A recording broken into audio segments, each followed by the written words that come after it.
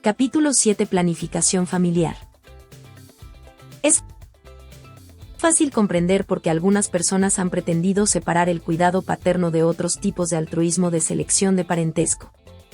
El cuidado paterno parece ser una parte integral de la reproducción, mientras que, por ejemplo, el altruismo hacia un sobrino no lo es. Creo que en realidad aquí hay una importante distinción oculta, pero que la gente no ha apreciado correctamente cuál es la diferencia existente. Se ha colocado a un lado la reproducción y el cuidado paterno, y al otro todos los demás tipos de altruismo. Me agradaría hacer una distinción entre traer nuevos individuos al mundo, por una parte, y preocuparse por los individuos ya traídos, por la otra. Denominaré, respectivamente, a estas dos actividades, maternidad y cuidado de las criaturas. Una máquina de supervivencia individual debe adoptar dos tipos de decisiones totalmente diferentes, una respecto a los cuidados y otra respecto a la reproducción. Empleo el término decisión para referirme al móvil estratégico inconsciente. Las decisiones en cuanto al cuidado son de este tipo. Existe una criatura, su grado de parentesco conmigo es tal y tal, sus probabilidades de muerte si yo no la alimento son tales, lo alimentaré. Las decisiones en cuanto a la reproducción son semejantes a estas, daré, cualesquiera sean, los pasos necesarios para traer un nuevo ser al mundo, me reproduciré. En cierto sentido, tanto el cuidado como la reproducción están destinados a competir el uno con la otra por el tiempo de un individuo y otros recursos. Es posible que el individuo tenga que hacer una elección, cuidaré a esta criatura o tendré otra. Según sean los detalles ecológicos de las especies, varias combinaciones de estrategias de cuidado y de reproducción pueden ser evolutivamente estables. Lo que no puede ser evolutivamente estable es una estrategia puramente de cuidado. Si todos los individuos se dedicaran a cuidar de las criaturas existentes hasta el extremo de no traer nuevos seres al mundo, la población rápidamente se vería invadida por individuos mutantes que se especializarían en la reproducción. El cuidado solamente puede ser evolutivamente estable como parte de una estrategia mixta. Al menos cierta reproducción debe proseguir. Las especies con las cuales nos encontramos más familiarizados, los mamíferos y las aves, tienden a ser grandes cuidadores. La decisión de parir un nuevo hijo es seguida, normalmente, por la decisión de cuidarlo. Debido a que la gestación y el cuidado van, tan a menudo, juntos en la práctica, la gente ha confundido ambos términos. Desde el punto de vista de los genes egoístas no existe, según hemos visto, ninguna distinción, en principio, entre cuidar a un hermano menor o a un hijo pequeño. Ambas criaturas están por igual estrechamente emparentadas con el adulto que los cuida. Si se tuviera que elegir entre alimentar a la una o a la otra, no existen razones genéticas por las cuales se debiera escoger al propio hijo. Pero por otra parte no se puede, por definición, parir un hermano menor. Solo se podrá cuidar de él cuando otra persona lo haya traído al mundo. En el capítulo precedente apreciarnos como las máquinas de supervivencia individuales, idealmente, deberían decidir si comportarse de manera altruista o no con otros individuos que ya existen. En el presente capítulo analizaremos cómo deberían decidirse atraer o no nuevos individuos al mundo. Sobre este punto, al cual me referí en el capítulo primero, ha versado principalmente la controversia sobre selección de grupo.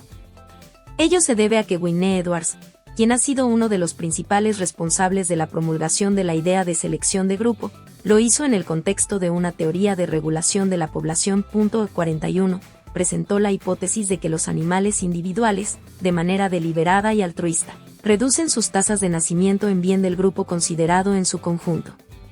Es una hipótesis muy atractiva, ya que encaja también con lo que los humanos como individuos deberían hacer.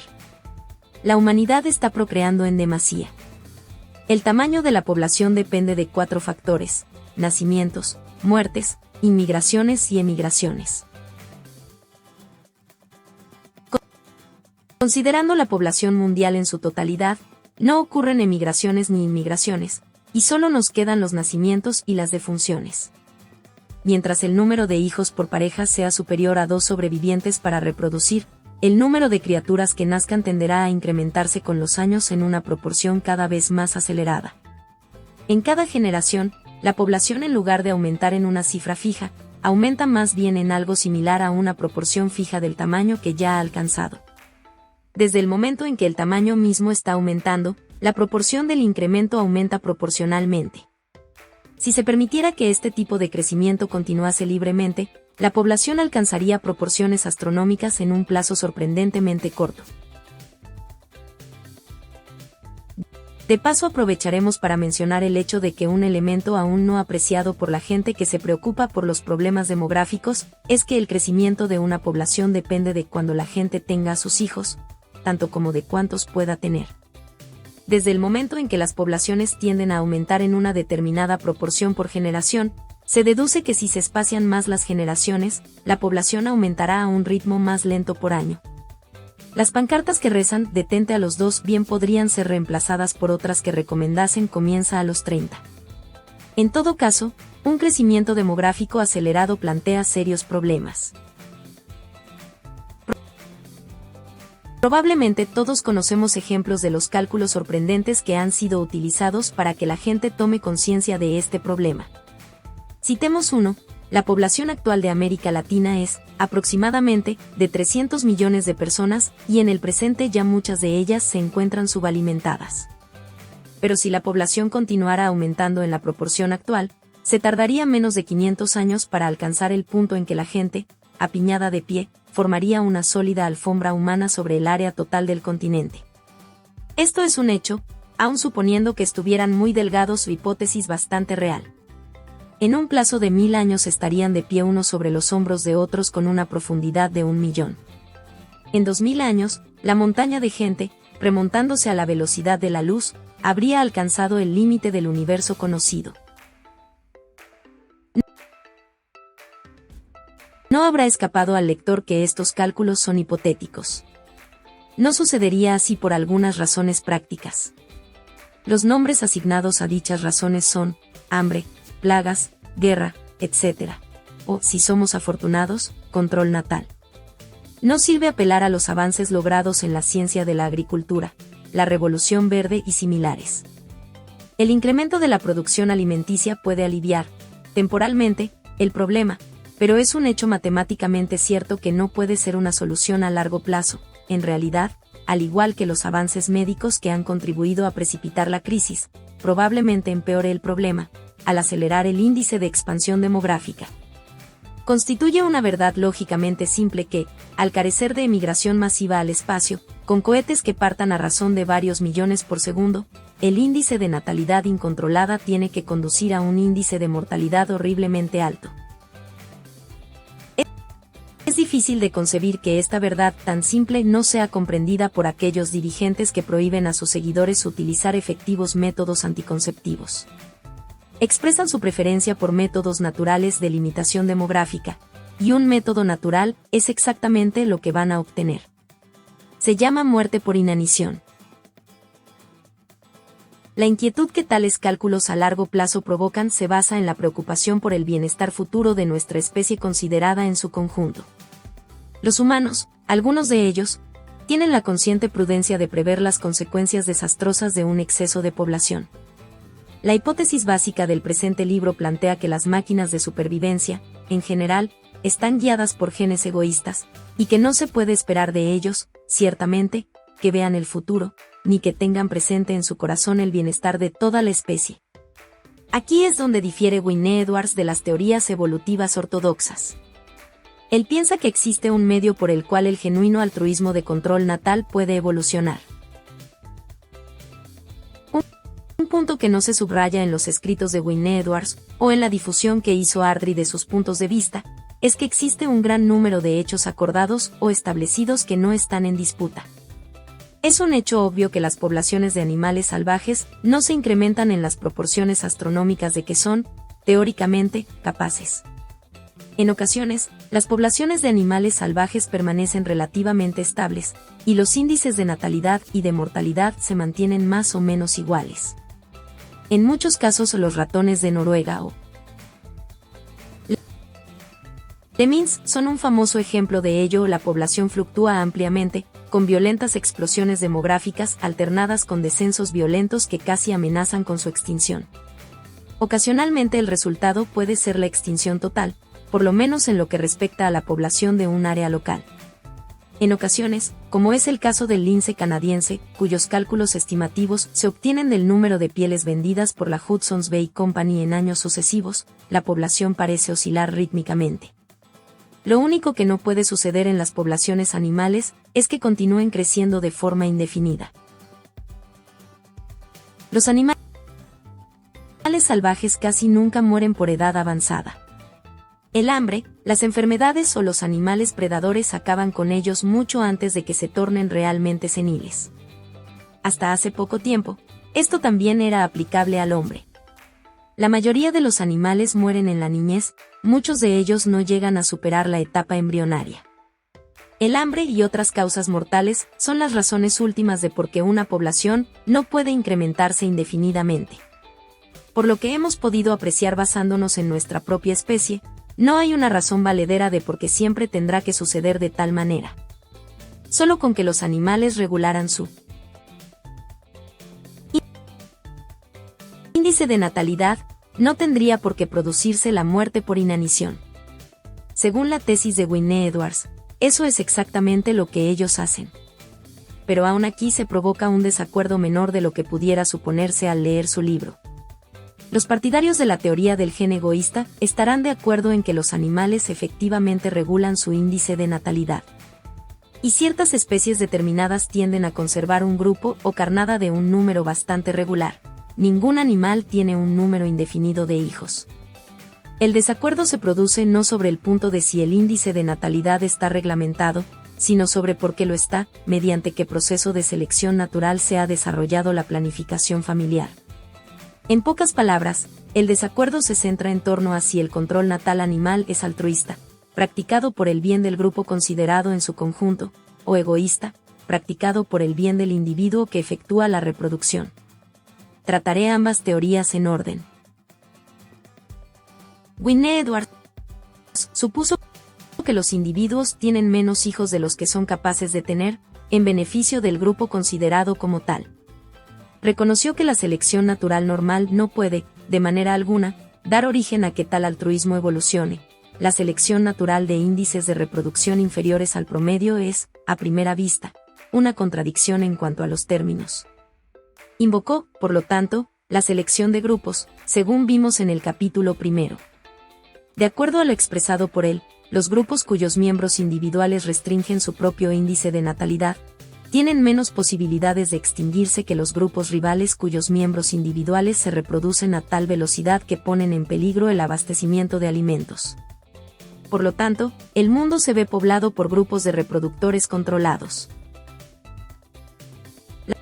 La restricción individual que Wynne Edwards sugiere se asemeja, en un sentido general, al control de natalidad, pero él es más específico que lo que dicho término implica, y en efecto, elucubra un gran concepto en el cual toda la vida social es considerada como un mecanismo de regulación de la población. Por ejemplo, dos características principales de la vida social en diversas especies de animales son la territorialidad y las jerarquías dominantes, ya mencionadas en el capítulo 5. Muchos animales dedican una gran cantidad de su tiempo y energía a defender aparentemente un área de terreno que los naturalistas denominan territorio. El fenómeno se encuentra muy extendido en el reino animal, no solo entre las aves, mamíferos y peces, sino también entre los insectos y aún entre las anémonas de mar. Dicho territorio puede ser una gran área de bosque que constituya la principal fuente de forraje de una pareja que se encuentra criando a sus cachorros o crías, como en el caso de los petirrojos. O en el caso de las gaviotas, por ejemplo, puede tratarse de un área que no contenga alimentos, pero en cuyo centro se encuentre situado su nido. Wynne Edwards cree que cuando los animales luchan por un territorio lo hacen por un premio simbólico. Más bien que por un premio real, como podría ser un bocado de alimento. En muchos casos las hembras rehúsan aparearse con machos que no posean un territorio. Sucede a menudo que una hembra cuyo compañero ha sido derrotado y, como consecuencia de ello, su territorio ha sido conquistado, se une rápidamente al vencedor.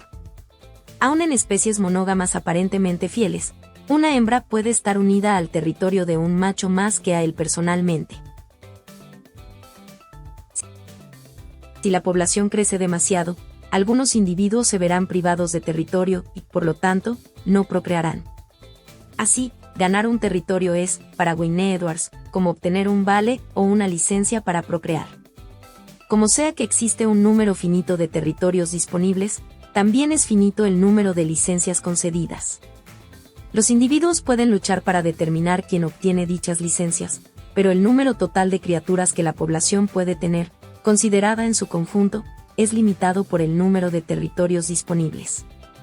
En ciertos casos, como en los urogallos rojos, los individuos parecen, a primera vista, adoptar una actitud moderada, pues los que no pueden ganar un territorio no solo no procrean sino que, además, parecen renunciar a la lucha para obtener ese territorio.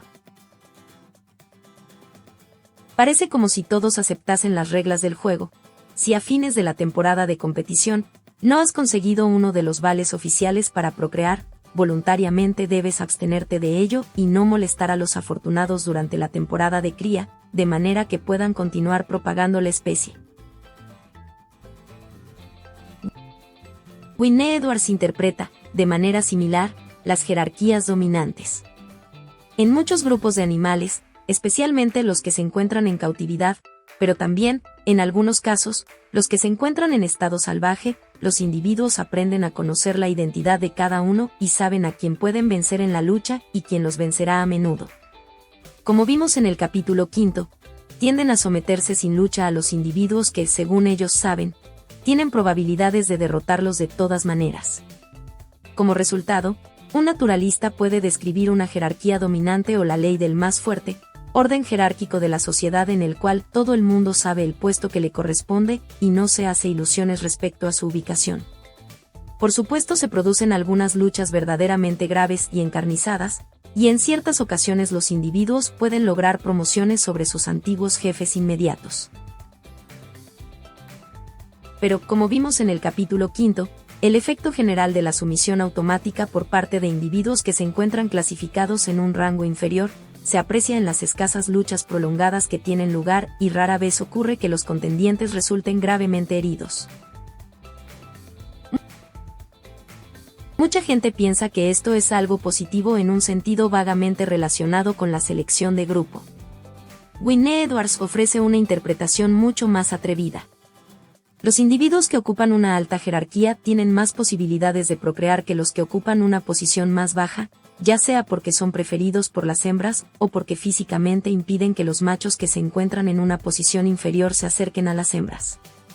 Wynne Edwards ve en la alta posición social otro vale o título que da derecho a la reproducción.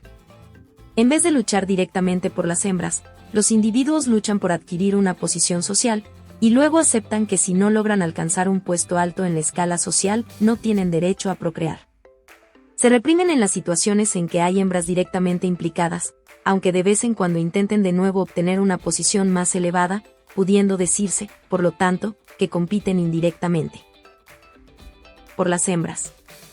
Al igual que en el caso del comportamiento territorial, el resultado de esta aceptación voluntaria de la regla según la cual solo aquellos individuos que logren un alto nivel social podrán reproducirse, es, según Wynne Edwards, la causa de que la población no crezca a un ritmo demasiado acelerado. En vez de tener demasiadas criaturas, y luego descubrir por la vía dura que fue un error, las poblaciones emplean competencias formales sobre niveles a alcanzar y territorios a adquirir como un medio de limitar su tamaño a un nivel levemente inferior a aquel en que empezarían a producirse muertes por inanición. Una de las ideas más sorprendentes de Wynne Edwards quizás sea la del comportamiento epidético, término por el acuñado. Muchos animales pasan largo tiempo reunidos en hatos, rebaños o cardúmenes. Han sido sugeridas varias razones, más o menos dictadas por el sentido común, de por qué tal comportamiento gregario pudo ser favorecido por la selección natural, y en el capítulo 10 me referiré a algunas de ellas. La idea de Wynne Edwards es del todo diferente. Propone que cuando las enormes bandadas de estorninos se reúnen al atardecer, o cuando multitudes de jejenes danzan en torno a un pilar, están efectuando un censo de su población. puesto que él supone que los individuos restringen su índice de natalidad en interés del grupo considerado en su conjunto, y procrean menos cuando la densidad de la población es alta, es razonable suponer que tendrán algún medio de medir dicha densidad. Así de perfecto, un termostato requiere un termómetro como parte integral de su mecanismo. Para Wynne-Edwards, el comportamiento epidético consiste en la agrupación deliberada para facilitar una estimación en cuanto al tamaño de la población. No sugiere una estimación consciente de la población, sino un mecanismo automático, nervioso u hormonal, que relacione la percepción sensorial, por parte de los individuos, de la densidad de su población con sus sistemas de reproducción. He tratado de presentar correctamente la teoría de Wynne-Edwards, aunque de manera bastante breve. Si lo he logrado, los lectores deben de estar persuadidos de que, a primera vista, es bastante verosímil. Pero los primeros capítulos del presente libro lo habrán preparado para adoptar una actitud más bien escéptica, hasta el punto de decir que, no importa cuán verosímil pueda parecer, lo que conviene a la teoría de Wynne-Edwards es que la prueba sea buena, pues de lo contrario. Y, por desgracia, la prueba no es buena. Consiste en un gran número de ejemplos que podrían ser interpretados de tal manera que la apoyen, pero que igualmente podrían ser interpretados según la más ortodoxa teoría del gen egoísta. Aunque él nunca utilizara tal nombre, el arquitecto jefe de la teoría del gen egoísta de la planificación familiar fue el gran ecólogo David Lack. Trabajó especialmente sobre el tamaño de las nidadas de los pájaros salvajes, pero sus teorías y conclusiones tienen el mérito de ser de aplicación general. Cada especie de las aves tiende a tener un tamaño de nidada típico. Los alcatraces y las aves marinas de la familia de las alcas, por ejemplo, incuban un huevo cada vez, los vencejos, 3 y los grandes paros, media docena o más. Existe una variación en esto, algunos paros ponen solo 2 huevos a la vez, y los grandes paros pueden poner 12. Es razonable suponer que el número de huevos que pone e incuba una hembra se encuentra, por lo menos en parte, bajo control genético, como cualquier otra característica. Lo que quiere decir que puede haber un gen para poner 2 huevos, un rival o alelo para poner 3, otro alelo para poner 4, etc. Aun cuando en la práctica, es improbable que sea tan sencillo como todo esto. Ahora bien, la teoría del gen egoísta nos exige cuestionarnos respecto a cuál de estos genes llegará a ser más numeroso en el acervo génico. Considerado superficialmente, podría parecer que los genes para poner 4 huevos estarían destinados a estar en ventaja sobre los genes para poner 3 huevos o 2. No obstante, un momento de reflexión nos enseña que este simple argumento de más significa mejor no puede ser cierto. Induce a la expectativa de que 5 huevos serían mejor que 4, 10 serían aún mejor, y 100 todavía mejor, y una infinidad sería lo mejor de todo. En otras palabras, lleva, lógicamente, al absurdo. Existen costos, obviamente, al igual que beneficios al poner una gran cantidad de huevos. Al aumentar el número de polluelos que cuidar se tendrá que pagar, inevitablemente, con una menor eficacia en el cuidado. El punto esencial que destaca Lack es que para cada especie dada, en una situación ambiental determinada, debe haber un tamaño óptimo de nidada. Difiere de Wynne-Edwards en su respuesta a la interrogante de óptimo bajo qué punto de vista. Wynne-Edwards diría que la cantidad óptima importante, a la cual todos los individuos deberían aspirar, es la cantidad óptima para el grupo considerado en su conjunto. Lack diría que cada individuo egoísta escoge el tamaño de nidada que eleva al máximo el número de criaturas que cría. Si 3 es la cantidad óptima de tamaño de nidada para los vencejos, ello significa, para Lack, que cualquier individuo que trate de criar 4 terminará, probablemente, con menos crías que su rival, más cauteloso, que solo intentó criar 3. La razón obvia para dicho resultado sería que el alimento, al ser repartido entre 4 polluelos, resultaría tan escaso que pocos de ellos lograrían sobrevivir hasta la edad adulta. Esta razón sería valedera tanto para la distribución original de la yema a los 4 huevos, como para el alimento dado a los polluelos después de haber empollado. De acuerdo con lo afirmado por Lack, por lo tanto, los individuos controlan el tamaño de la nidada por razones que nada tienen que ver con el altruismo. No están practicando el control de natalidad con el fin de evitar explotar en demasía los recursos del grupo, sino de aumentar al máximo el número de criaturas supervivientes en relación al número existente, objetivo que es justamente lo opuesto de lo que normalmente asociamos al término control de natalidad. El hecho de criar polluelos de pájaros es un negocio muy costoso. La madre debe invertir una gran cantidad de alimento y energía para fabricar los huevos. Posiblemente con la ayuda de su compañero invierta un gran esfuerzo al construir un nido que contenga a sus huevos y los proteja.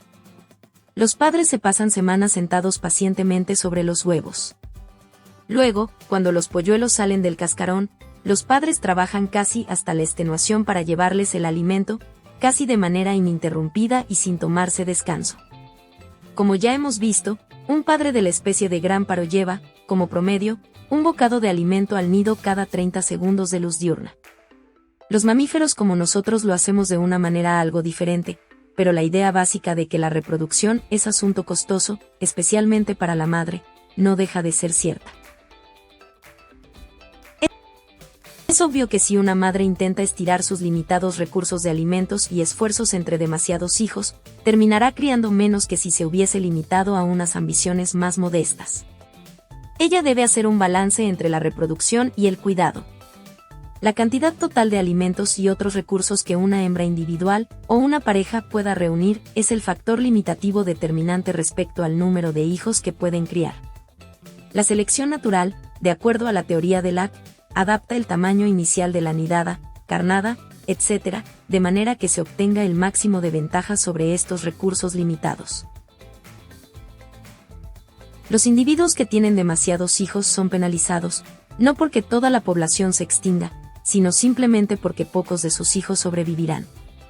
Los genes para tener muchos hijos no pasan, simplemente, a la siguiente generación en un número considerable, ya que pocas de las criaturas que portan dichos genes alcanzan la edad adulta. Lo que ocurre con el hombre moderno civilizado es que el tamaño de las familias ya no se ve limitado por los recursos finitos que los padres pueden proveer. Si un matrimonio tiene más hijos que los que puede alimentar, el Estado, lo que significa el resto de la población, interviene y mantiene al excedente de niños con vida y salud. No hay, en realidad, nada que detenga a una pareja que carezca de recursos materiales para que tenga y críe tantos hijos como la mujer pueda físicamente procrear. Pero el Estado benefactor es algo muy poco natural.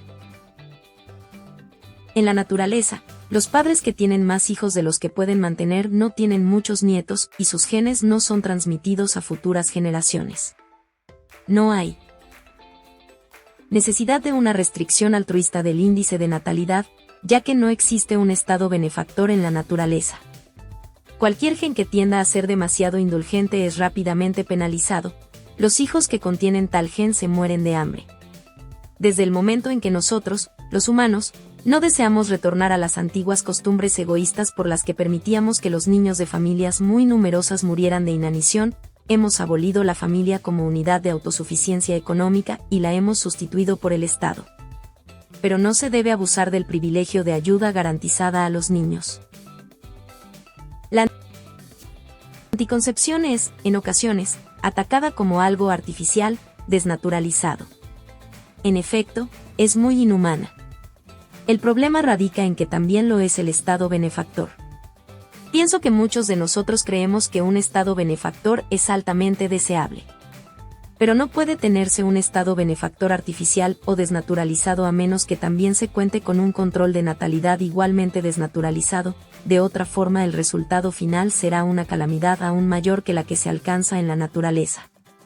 El Estado benefactor es, quizá, el sistema más altruista que el reino animal jamás ha conocido. Pero cualquier sistema altruista es, inherentemente, inestable, ya que está sujeto al abuso por parte de individuos egoístas, dispuestos a explotarlo. Los individuos humanos que tienen más hijos que los que son capaces de criar son probablemente demasiado ignorantes en la mayoría de los casos para ser acusados de una explotación malévola consciente. Las instituciones poderosas y los líderes que deliberadamente los estimulan a actuar así, me parecen menos libres de sospecha. Retornando a los animales salvajes, El argumento del tamaño de la nidada de Lack puede ser generalizado y aplicado a todos los otros ejemplos que utiliza Wynne Edwards, como los de comportamiento territorial, jerarquías dominantes, etc. Tomemos el caso del urogallo rojo en el cual trabajaron él y sus colegas.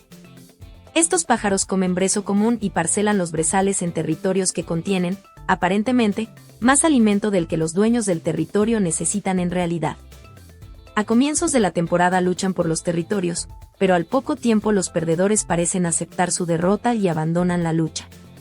Se convierten en desterrados que nunca logran conseguir un territorio, y al terminar la estación casi han muerto de hambre. Solo los que son dueños de un territorio procrean. El hecho de que los desterrados sean físicamente capaces de reproducirse queda demostrado cuando, al ser cazado el dueño de un territorio, su lugar pronto es ocupado por uno de los desterrados, que entonces procrea. La interpretación de Wynne Edwards de este comportamiento extremo en cuanto al territorio es, según hemos visto, que los desterrados aceptan el fracaso de no haber conseguido un vale o licencia para procrear, por lo tanto, no intentan hacerlo. A primera vista, parece un extraño ejemplo para ser explicado por la teoría del gen egoísta. ¿Por qué no tratan los desterrados, una y otra vez, de desalojar al dueño de un territorio hasta morir de agotamiento? Parecería que nada tienen que perder. Pero si bien se mira, tal vez sí tengan algo que perder. Ya hemos visto que si el dueño de un territorio muere, un desterrado tiene la oportunidad de tomar su lugar, por lo tanto, de procrear. Si las probabilidades para que un desterrado logre un territorio de esta forma son mayores que las probabilidades de obtenerlo mediante la lucha, luego debe compensarle, como individuo egoísta, aguardar con la esperanza de que alguien muera, antes que malgastar la poca energía que tiene en una lucha inútil. Para Wynne Edwards, el papel desempeñado por los desterrados en el bienestar del grupo es esperar entre bastidores como actores suplentes, listos para reemplazar a cualquier dueño de territorio que muera en el escenario principal de la reproducción de grupo. Podemos comprender ahora que esta, también, puede ser su mejor estrategia al actuar exclusivamente como individuos egoístas. Como vimos en el capítulo 4, podemos considerar a los animales como jugadores. La mejor estrategia para un jugador puede, en ocasiones, ser una estrategia de aguardar y esperar, más que una estrategia similar a la de un toro frente a un portón. De igual manera, los muchos otros casos en que los animales parecen aceptar pasivamente su situación de no reproductores pueden ser explicados con bastante facilidad por la teoría del gen egoísta. La forma general de explicación es siempre la misma. La mejor apuesta individual es abstenerse por el momento, con la esperanza de obtener mejores oportunidades en el futuro. Una foca que no molesta a los dueños de harenes, no lo hace para beneficiar al grupo. Está esperando su oportunidad, aguardando un momento más propicio. Aun cuando tal momento nunca llegue y termine sus días sin descendencia, el juego podría proporcionar ganancias, aunque retrospectivamente nos demos cuenta de que no fue así. Y cuando los ratones de Noruega se desplazan en un flujo de millones del centro de una explosión demográfica, no lo hacen con el fin de reducir la densidad del área que abandonan, sino que buscan cada uno de los seres egoístas que se movilizan en un lugar menos poblado en el cual vivir. El hecho de que alguno en particular falle en su intento y muera es algo que solo podemos apreciar una vez transcurrido el fenómeno.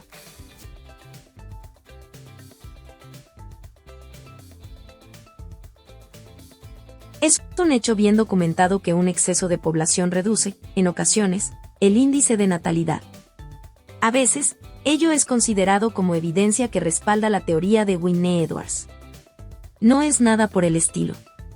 Es compatible con su teoría y también lo es, en igual medida, con la teoría del gen egoísta. Por ejemplo, en un experimento los ratones fueron situados en un recinto al aire libre con bastantes alimentos y se les permitió reproducirse libremente. La población creció hasta un determinado punto y luego se niveló. La razón de ello resultó ser que las hembras se volvieron menos fértiles como consecuencia del exceso de población, tuvieron menos hijos. A menudo se ha informado de este tipo de hechos. Su causa inmediata ha sido, a menudo, denominada tensión, aun cuando otorgarle un nombre como este no ayuda a explicar el fenómeno. En todo caso, cualquiera que sea la causa inmediata, todavía debemos cuestionarnos sobre su explicación última o evolutiva. ¿Por qué la selección natural favorece a las hembras que reducen su índice de natalidad cuando la población a la que pertenecen ha crecido en exceso? La respuesta de Wynne Edwards es clara. La selección de grupo favorece a los grupos en que las hembras calibran la población y adaptan a ella sus índices de natalidad de tal manera que los abastecimientos de alimentos no sean explotados en exceso.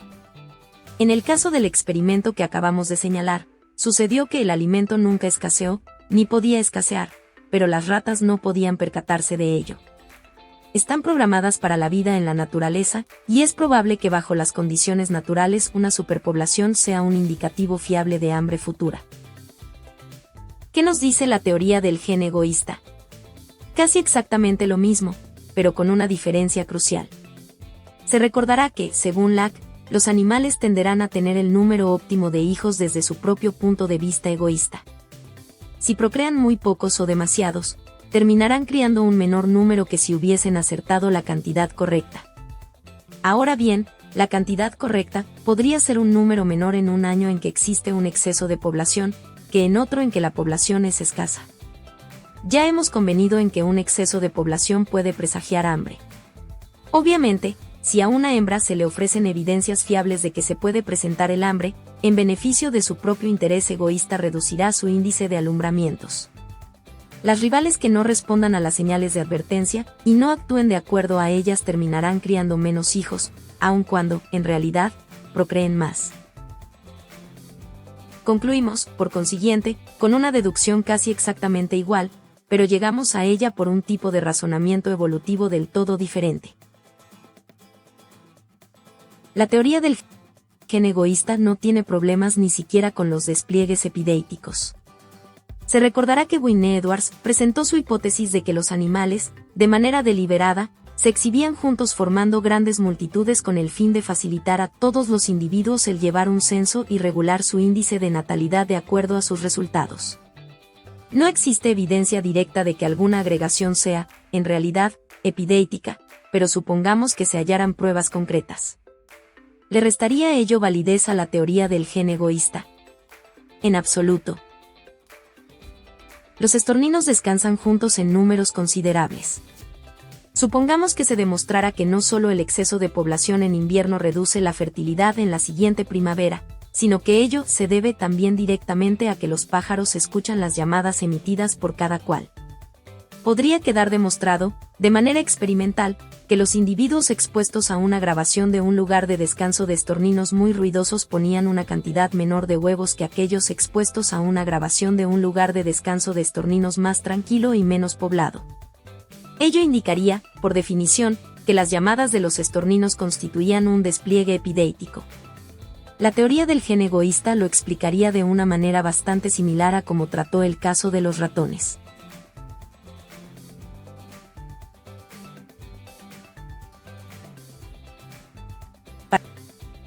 Partiremos, nuevamente, de la suposición de que los genes para tener una familia más numerosa de la que se puede mantener son, automáticamente, penalizados y se tornan menos numerosos en el acervo génico. La tarea para una ponedora eficiente sería predecir cuál va a ser el tamaño óptimo de la nidada para ella, como individuo egoísta, en la próxima temporada de reproducción. Se recordará del capítulo 4 el sentido especial en que empleamos el término predicción. Ahora bien, ¿cómo puede una ave hembra predecir el tamaño óptimo de su nidada? ¿Qué variables influirían su predicción? Es posible que muchas especies efectúen una predicción fija, que no varíe de un año a otro. Así, el tamaño promedio óptimo para una nidada de alcatraz es 1. Es posible que en algunos años desusadamente abundantes en peces, el tamaño óptimo de nidada para un individuo se eleve temporalmente a 2 huevos. Si no hay forma de que los alcatraces sepan por adelantado si un determinado año va a ser muy abundante en peces, no podemos esperar que las hembras individualmente corran el riesgo de gastar sus recursos en 2 huevos, lo que dañaría su éxito reproductivo en un año normal. Pero puede haber otras especies, quizá la de los estorninos, en la cual es posible, en principio, predecir en invierno si la próxima primavera va a producir una buena cosecha de algún recurso alimenticio determinado. La gente campesina tiene numerosos dichos o refranes que sugieren que ciertos indicios, tales como la abundancia de frutos de acebo, pueden presagiar buen tiempo en la primavera que se avecina. Sean o no ciertos estos cuentos de buenas viejecillas, es lógicamente posible que existan tales indicios y que un buen profeta pueda, en teoría, ajustar el tamaño de su nidada, año a año, para obtener las mayores ventajas. Los frutos del acebo pueden ser o no factores de predicción, pero, al igual que en el caso de los ratones, parece bastante probable que la densidad de la población constituya un buen índice. Una hembra de estornino puede, en principio, saber que cuando llegue el tiempo de alimentar a sus crías en la siguiente primavera, tendrá que competir por el alimento con rivales de la misma especie.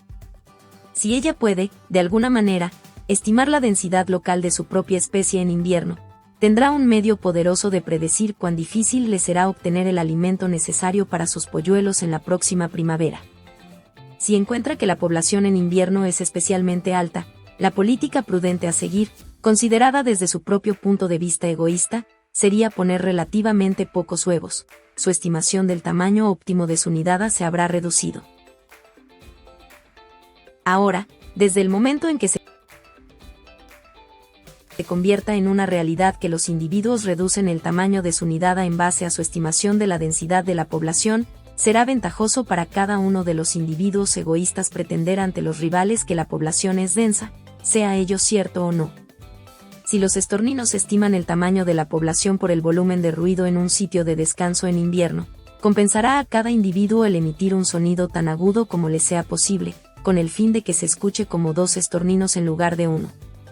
Esta idea de que los animales simulan ser varios a la vez fue sugerida, en otro contexto, por J. R. Krebs, y es denominada Vogeste-Effekt, aludiendo a la novela en que se emplea una táctica similar por una unidad de la Legión extranjera francesa. La idea, en nuestro caso, es intentar inducir a los estorninos que se encuentran en la vecindad a reducir su tamaño de nidada a un nivel inferior al óptimo verdadero. Si eres un estornino que logras hacerlo así, sacarás ventaja de tu egoísmo, pues con ello estás reduciendo el número de individuos que no portan tus genes. Concluyo, por lo tanto, que la idea de Wynne Edwards sobre los despliegues epidéticos puede ser, en realidad, una buena idea. Puede que siempre tuviera razón, pero con razones equivocadas. De manera más general, el tipo de hipótesis similar a la de Lack es bastante poderosa para representar en términos de gen egoísta toda la evidencia que parecería respaldar la teoría de la selección de grupo, siempre que se presentara tal evidencia. La conclusión a que hemos llegado en el presente capítulo es que los padres individuales practican la planificación familiar, en el sentido de que perfeccionan su índice de natalidad en vez de limitarlo para el bien público. Intentan potenciar al máximo el número de hijos sobrevivientes que tengan, y ello significa no tener muchos ni pocos. Los genes que hacen que un individuo tenga demasiados hijos tienden a no persistir en el acervo génico, debido a que los hijos que contienen tales genes presentan la tendencia a no sobrevivir hasta la edad adulta. Todo ello en lo que respecta a las consideraciones cuantitativas del tamaño familiar. Llegamos ahora a los conflictos de intereses dentro de las familias. ¿Compensará siempre a la madre tratar a todos sus hijos de igual manera, o acaso podría tener favoritos? ¿Debería la familia funcionar como un todo cooperativo único, o debemos suponer egoísmo y engaño aún dentro de la familia? ¿Trabajarán todos los miembros de una familia para lograr el grado óptimo, o estarán en desacuerdo acerca de cuál es dicho grado óptimo? Son estas las preguntas que intentaremos contestar en el siguiente capítulo. El problema relativo a si existe o puede existir un conflicto de intereses entre los machos, lo pospondremos hasta el capítulo 9.